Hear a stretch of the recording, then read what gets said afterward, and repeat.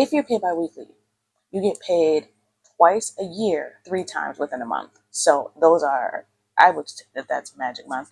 But you have to be very careful about still paying all the bills that are due within each of those pay periods and using that extra money wisely, because it is a little bit of extra money.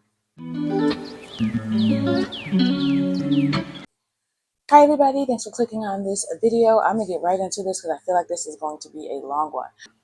So happy July. I am going to go ahead and do my monthly budget. If you're new here, my monthly budgets do not always align with the calendar month. So my month of July is going to run from July 1st all the way to August 11th.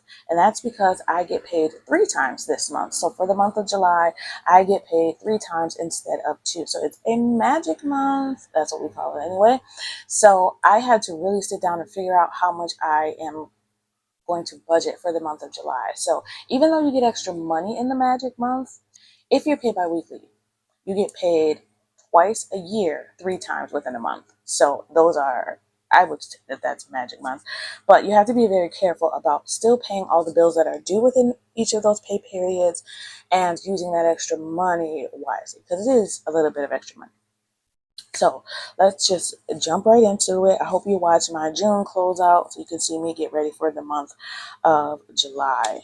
So first thing that I did was I went through and I wrote down all the bills that are due in the month of July. I also went and did a new cheat sheet. So you guys know I use a cheat sheet every month.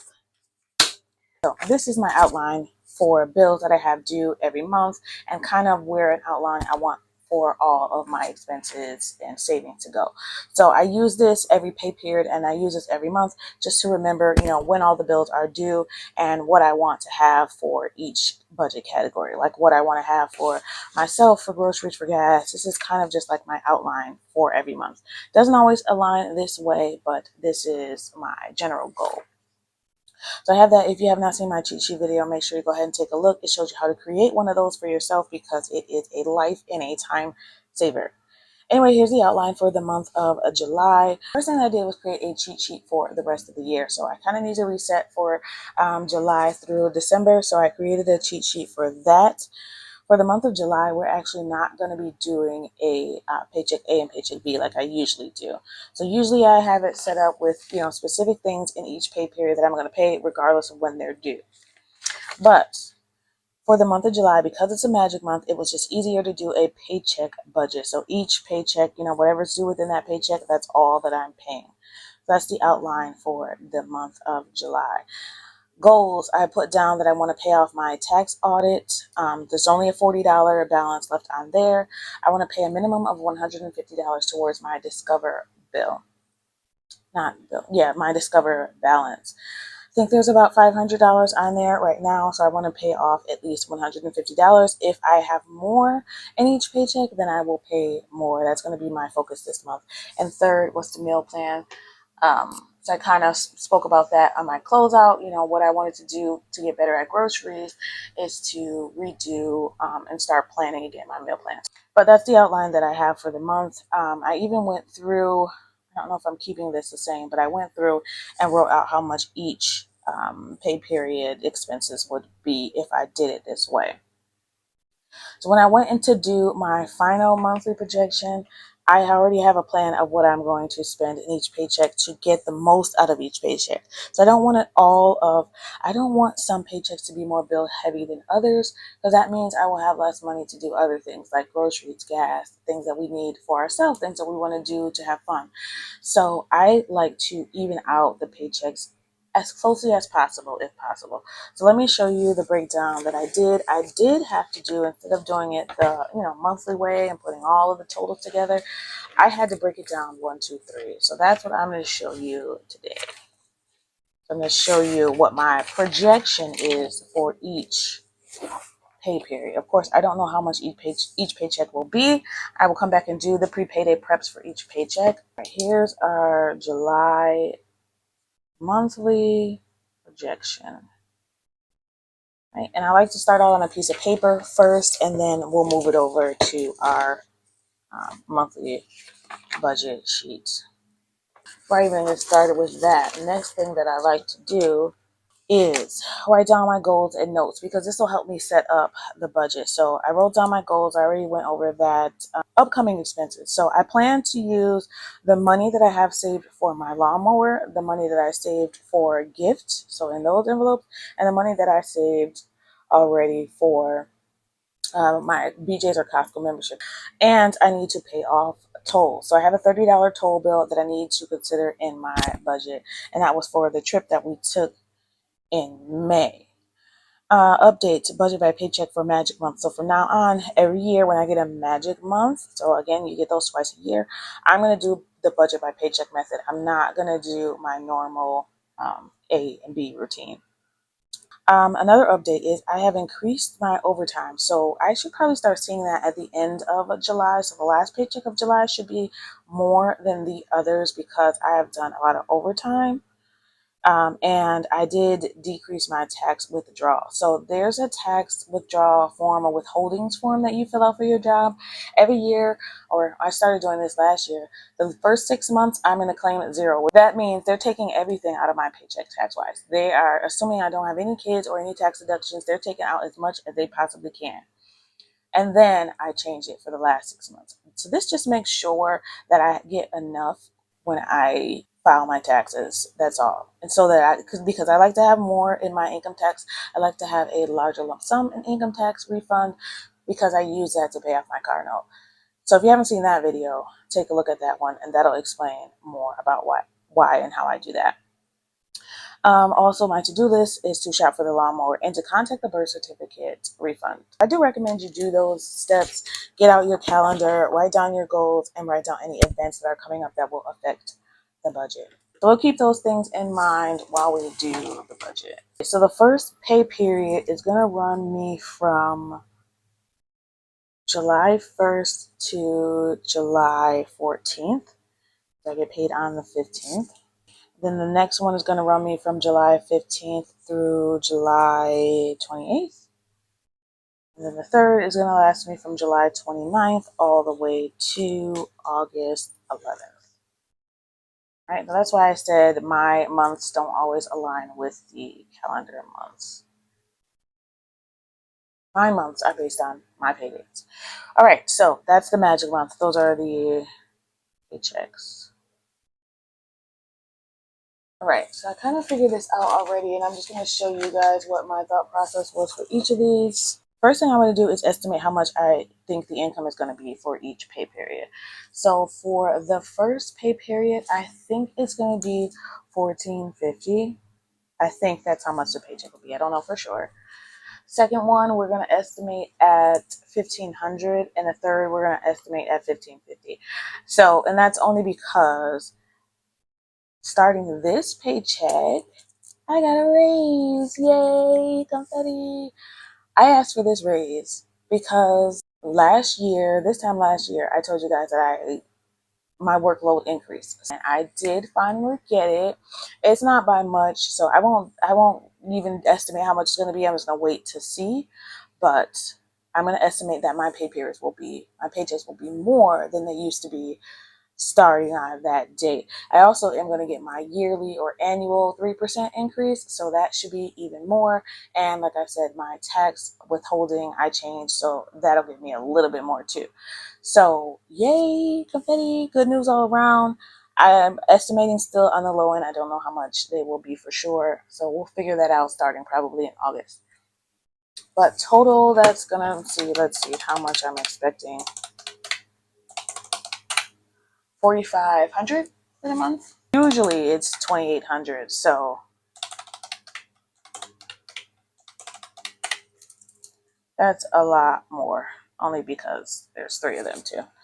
All right, so $14.50 we're starting with for the first paycheck. So the first thing that I'm going to take out of all 3 is, of course, going to be my automatic savings. All right, so that's going to bring each of these down.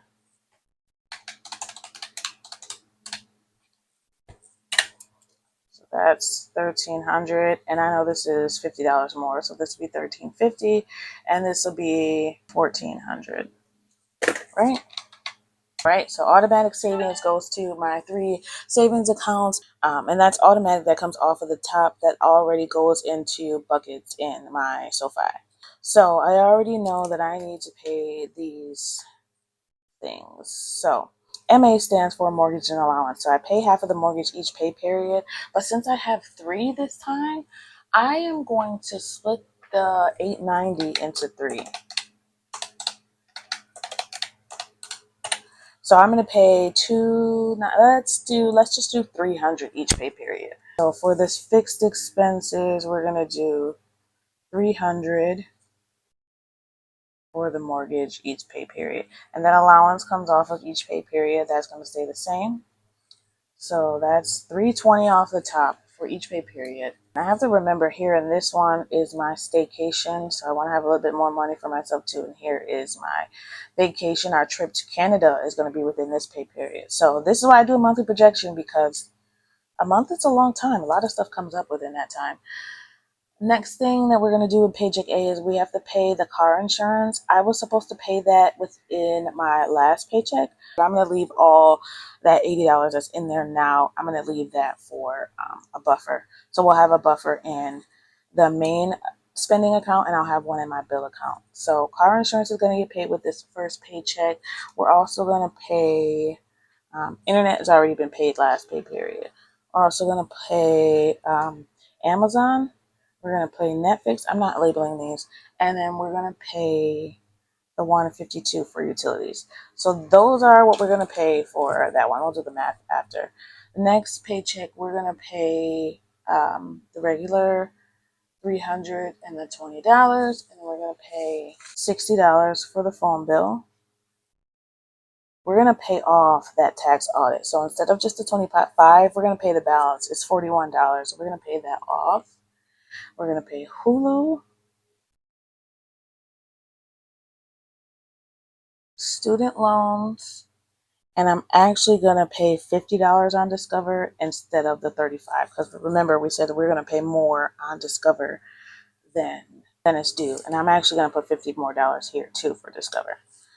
Right, and then the last pay period, we're going to put, let's see, I have the $16 for Affirm, and then this pay period goes all the way to the 11th. So we're going to pay, car insurance is going to be due again. Internet is going to be due, and internet is $87 now, y'all. They're killing me. They're giving me a discount for a little while, but I'm just going to start paying the $87 now. It might even go up more. I don't even know. We're going to pay those tolls, the $30 for tolls. And then in this pay period, I'm actually going to pay $60 for the credit card. So let's keep it at $50. All right, $50 for the credit card. So those are both extra for the credit card. All right, so let's calculate how much each of these pay periods is going to run me.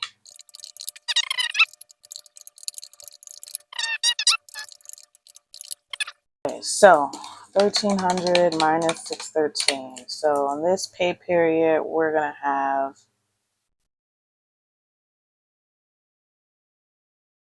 $687. And $1,350 left here. We're going to have $505. Have $845 left here. And then in here,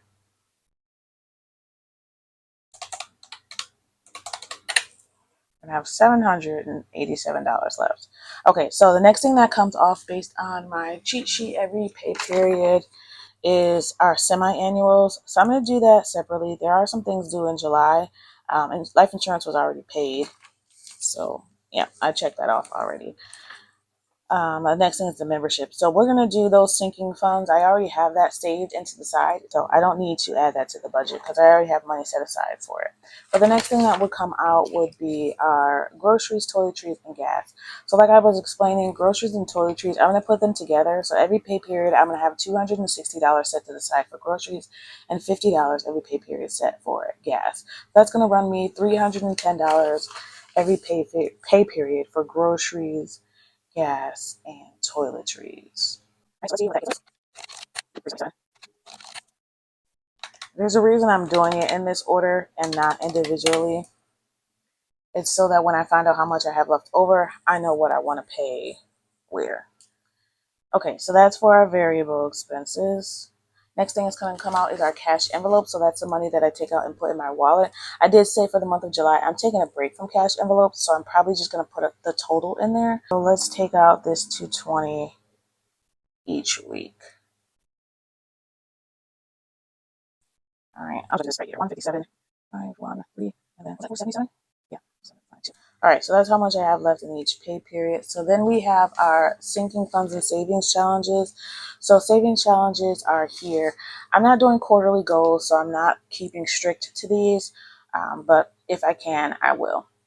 So within sinking funds and savings challenges, normally I want to save $50 in savings challenges and $40 in sinking funds. So those are all really just things that are going to come up throughout the year that I put little bits of money towards, so that by the time they're due, I'm not, burdened with this big, huge lump sum. That's the whole idea of sinking funds and savings challenges. All right, let's stick with our basic sinking funds and savings challenges. All right, that's $90 off the top. That leaves us with $67 to do with as we please. I'm going to put some more money to the child's beauty envelope. Last pay period, I used it for both of us, so I'm just going to add some more since I'm starting to do that. So this is to the beauty envelope. What does that leave us with? Just with $42. So with that $42, I'm going to put 40 more in family fun. And then that $2, I'm going to just put towards our miscellaneous deposit envelope. So that's just for anything that, comes up throughout the year that doesn't fall into any of the other savings categories. Just want to make sure I zero this out. Yep, so we're down to zero. So every dollar is accounted for in that paycheck. So every bit of that $1,450 has a plan. So like the always fund, the money that always goes away. Let me just, yeah, that's kind of coming back, the always fund. So that's a few categories that they're all gonna go. That I'm gonna contribute to every pay period. So these 5 things here and sinking funds here. So $90 are coming off of each of those.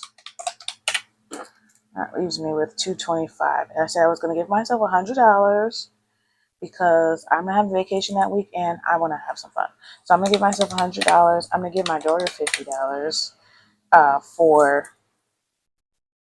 And that's gonna be in her miscellaneous envelope. That's probably just for fun stuff that she can use when we go on vacation. All right, so I'm gonna give her $50. It brings me down to $75. We're gonna put $50 in family fun. So some of it's already gonna get out the always fun, but then I'll put the $25 into her clothing envelope. That's gonna be for clothes that she's gonna need for next school year. All right, so that is zeroed out. 257 minus 90, last pay period, brings us to $167. And let's see. Let's put $63 to make that gas and grocery $100. So that is for any time that we spend more groceries than we planned on it, and we absolutely have nowhere else to pull it from. That's for that. Or if I have, we want to have a cookout or whatever, or for our road trip, we will need that gas money. So I'll bulk that up a little bit. Let's put $64 in family fun. I want to put as much as possible. That leaves us with $40. And let's see, what do we do with that $40? I'm going to put, I think I needed some more in home emergency too. Let's see. Yeah, we're going to put the rest of that in home emergency. So yay, we'll be able to bulk up some of those savings that we had to use this year back up. So that's what I love about a magic month. It's kind of like a catch-up month for me. Catch-up month. All right, so that's pretty much it. I have planned out what we're going to spend each pay period. I am going to transfer this over to our monthly budget here so that we can kind of see what we're planning total for each category. And then I'll come back and show you guys what that looks like. One second. Okay, so I took a break and got myself something to eat, and I figured out where I had an error. So when I was trying to put everything in here, the math wasn't adding up. So I did go ahead and fix this. I realized that I had some numbers wrong here. So let me know if you figured that out before I did. We do have it here listed now in our monthly projection, our monthly budget. What I did, since there are 3 paychecks this pay period, is I made there's 3 lines. So the first one is the estimate that we just made for our monthly budget. The first one will be paycheck 1, paycheck 2, paycheck 3, and then the total of what we spend each paycheck. So we did the $4,500 in the paychecks total. I plan to use $465 in sinking funds. So in those savings that I have, so I plan to use the home goals sinking fund, the baby shower or the gift sinking fund, and one of my subscription sinking funds. So I plan to use $465 extra dollars. So I added that to my income, and then I have $353 left in the spending accounts right now. So that's just going to roll over. So I just put that here. I'll probably continue to roll that over and accumulate, what I have. But if as long as I have at least $200, I think I'll feel okay about what I have in the bank account. Just a buffer in case there are some bills that come out that I didn't expect. So that's it. Basically, I have done the monthly budget. I'm ready for July. I have my notes. I'm prepared for it. I have my goals. The next thing that I need to do is my first paycheck budget. So once I am able to go into my employer's website, I can do that sometime this weekend and find out how much exactly my paycheck will be. And then once I know that, I will do the breakdown budget for that. So we'll see if the first paycheck is $14.50 or if it's more or less. So if you have made it to the end of the video, leave me something beach related in the emojis and tell me what your plan is for the month of July. Are you doing anything fun? Do you have graduations? Or I think that was June. That's probably over. But do you have anything fun planned for this summer? I don't care how big or how small. Do something fun for yourself. That's it for me today. I want to thank you for watching this video. If you have not yet already, please consider subscribing. If you liked or enjoyed the video, make sure you like and share the video with someone who might find it helpful. Thank you so much for always watching. I want you to always remember it is about progression and not about perfection. Happy saving. Bye.